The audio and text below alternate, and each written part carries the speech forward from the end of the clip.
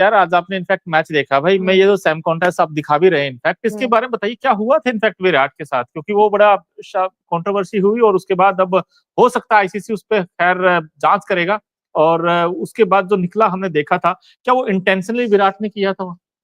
देखिए ये I think नहीं कह सकते कि इंटेंशनली था, क्योंकि वो क्रीज वो भी बदल रहे थे सैम, और विराट स्लिप पे फील्डिंग करने जा रहे थे और उसी दौरान उनका कंधा लगता है दोनों का।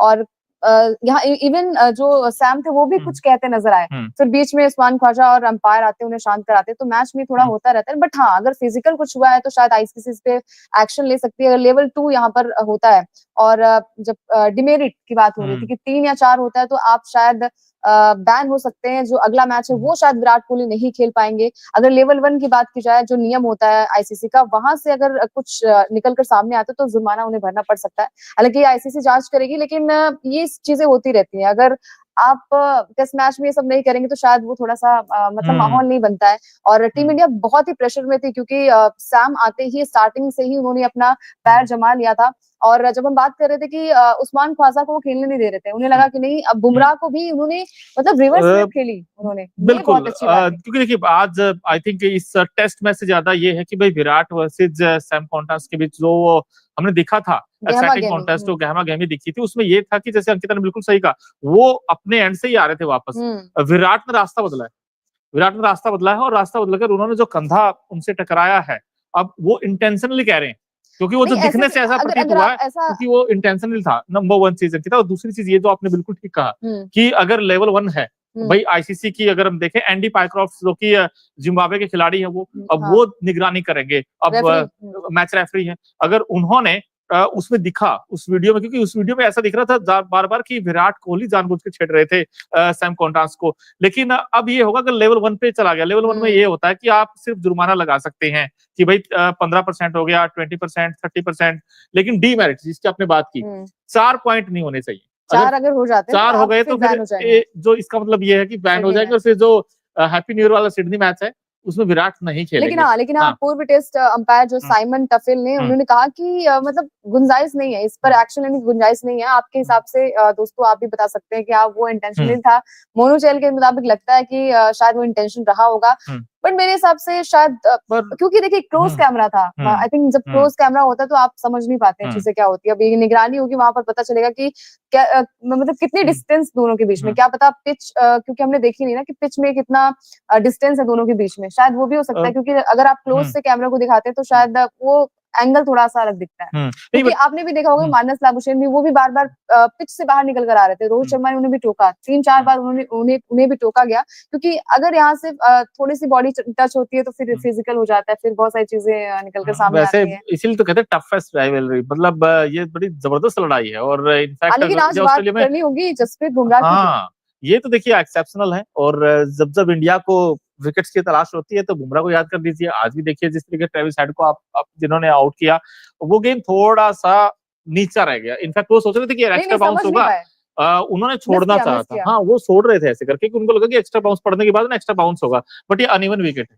अब इसमें फंस गए वो, क्योंकि और ऑफ द विकेट मूवमेंट अगर आपने आज देखी भी नहीं थी, बस इसी गेंदबाज की देखी आज, क्योंकि कुकुबरा की गेंद का हो रही है 30-35 ओवर के बाद तो और पुराना हो जाता है, फिर उसके बाद तो स्विंग मिलना बंद हो जाता है। और आज भी मैंने देखा नई गेंद लेकर आए, बट इंडिया ने शायद सिलेक्शन पे थोड़ी सी मिस्टेक्स कर दी। मुझे अभी भी यही लग रहा था। और अंकिता, मैं लंबे टाइम से कह रहा हूँ कि यार नीतीश रेड्डी में वो नहीं है काबिलियत कि आपको वो विकेट देके दे दे। हाँ, बैटिंग में वो 30-40 रन ऐड कर देंगे, बट वो आपको डिसाइड करना कि हमें 30-40 चाहिए या फिर एक प्रॉपर गेंदबाज चाहिए या प्रॉपर बैट्समैन चाहिए। बिकॉज आज इंडिया को आई थिंक जरूरत थी, नीड थी, जहां पर पार्टनरशिप तोड़नी थी। हर्षित राणा में भी होते तो आज सिनारियो थोड़ा सा अलग होता, बिकॉज ऑल आउट हो जाता ऑस्ट्रेलिया, मेरा जहां तक मानना। बिकॉज आपको एक गेंदबाज चाहिए विकेट टेकिंग, सो आज नहीं था इंडिया के पास।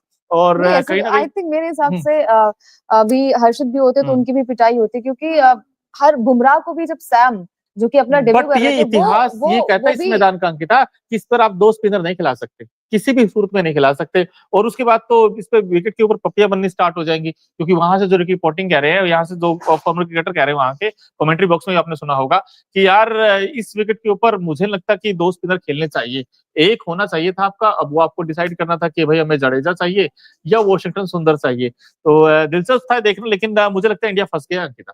311 हो गया ऑस्ट्रेलिया का स्कोर, इंडिया फंस गया है। और सिराज का मुझे समझ नहीं आ रहा कि यार कर क्या रहे हैं, बिकॉज आज भी 15 ओवर्स डाले इन्होंने और पता नहीं यार क्यों वो बैक ऑफ लेंथ गेंद कर रहे बार बार। अंकिता, हम लोग हर रोज कहते हैं कि थोड़ा सा तो गेंद थोड़ा या फिर 2-3 बाउंसर मारो, क्योंकि ऑस्ट्रेलिया जब खेलने आज आया तो था बाउंसर एक भी पड़ी नहीं, पड़ी नहीं, और ऑस्ट्रेलिया आपको याद होगा तो ऑस्ट्रेलिया खेलने आया सुबह सुबह, आपको बड़े अर्ली मॉर्निंग उठ गए थे, तो वहां पर आपने 2-3 ओवर देखे होंगे जिसमें कि वो ऐसे ऐसे कर रहे थे, अनप्लेबल डिलीवरी आ रही थी। उसी समय आपको या तो एक पटैक करके बाउंसर फेंकनी थी या फिर फुल लेंथ कर दी थी यॉर्कर, तभी तो फंसेगा ना बैट्समैन। आप लोग बार बार कह रहे थे हाथ खोलने का मौका दे रहे थे या फिर थोड़ा शॉर्ट कर रहे थे गेंद, अब शॉर्ट ऑफ लेंथ गेंद कर गया तो ऐसी फील्ड भी रखे, और कहीं ना कहीं टीम सिलेक्शन पे थोड़ा सा रोहित डिफेंसिव थे, जो मुझे लगा। अंकिता, बिल्कुल। और अभी उम्मीद यही है कि टीम इंडिया कमबैक करे। हालांकि जब 200 के पार आंकड़ा हो जाता है और 150 के पार जब आंकड़ा होता है और आपके 2 विकेट ही गिरते हैं सामने वाली टीम के, तो प्रेशर आप पे होता है। और आज कॉन्स्टेंस की बात करें, जिन्होंने एक यादगार डेब्यू किया है, अपने डेब्यू मैच में इन्होंने शतकीय पारी खेली, और आपको बता दें कि बुमराह, हाफ सेंचुरी, माफ कीजिएगा, शतकीय नहीं, हाफ सेंचुरी, क्योंकि ऐसी पारी लग रही थी शायद ये शतकीय पारी ही नजर आ रही थी फैंस को, क्योंकि स्टार्ट काफी अच्छा मिल गया था और वो एग्रेशन इन पर भी नजर आ रहा था कि नहीं भैया ये भी ऑस्ट्रेलियाई खिलाड़ी है, इनके सामने मतलब बुमराह जैसे एक महारत हासिल करने वाले गेंदबाज भी नहीं टिक पा रहे थे। और आपको बता दें कि बुमराह जो है वो 3 साल बाद 4423 डिलीवरी के बाद जो है वो उनको पहला 6 लगा है, वो भी कॉन्स्टेंस के बल्ले से। इसके अलावा एक और रिकॉर्ड आपको बता दूं कि दुनिया के वो पहले दूसरे बल्लेबाज ऐसे बन गए जिन्होंने बुमराह को एक ही ओवर में टेस्ट मैच में 2 छक्के लगाए और इम्प्रोवाइज करके लगाए। आई थिंक 2018 में जो रूट या फिर जॉस बटलर ने लगाया था, शायद, अगर आपने रिकॉर्ड्स पढ़े हैं तो उस हिसाब से तो। बट नहीं, सैम कॉन्स्टेंस ने आज जिगरा दिखाया यार, इंटेंट दिखाया उन्होंने। आज उन्होंने वो डर के नहीं खेले। आज उनको भी, ऑस्ट्रेलिया को ऐसे बैट्समैन चाहिए था जो अटैकिंग बैट्समैन हो, जो अटैक करना जाने। अब वो जो पहले खेल रहे थे ना, वो रन पता नहीं यार क्यों उनके रन नहीं आ रहे थे उस तरीके से, लेकिन अब इन्होंने उस्मान ख्वाजा को, आई थिंक इनका सिलेक्शन काफी अच्छा था। मैक्सवेनी का ये था कि मैक्सवेनी थोड़ा सा पता नहीं क्यों, नया नया वो भी थे, उनका भी डेब्यू हुआ था इंडिया के खिलाफ, लेकिन उनके रनियर बेटा सैम कॉन्स्टेंस ने थोड़ा सा माहौल बना दिया था सुबह सुबह, और लगा कि यार अच्छा खेलता भाई, जिगरा तो है इस प्लेयर में, क्योंकि जो बुमराह के खिलाफ छक्के मार दे सो वो तो कुछ भी कर सकता है। और आपको बता दें कि टेस्ट मैच में बुमराह बहुत महंगे साबित हुए आई थिंक इसी मैच में, अदरवाइज उनके टेस्ट मैच में बहुत सारे रन खर्च नहीं करते, वो किफायती रहते हैं टीम इंडिया के लिए। हालांकि बुमराह की मैं आई थिंक यहाँ पे मैं ट्रोल नहीं करूंगी उन्हें, क्योंकि एक ऐसे खिलाड़ी मात्र होते हैं जो कि टीम इंडिया फंसती है तो उन्हें निकालते भी हैं, और आज अगर ट्रेविस हेड का विकेट नहीं लिया होता तो शायद 4 विकेट होते इनके।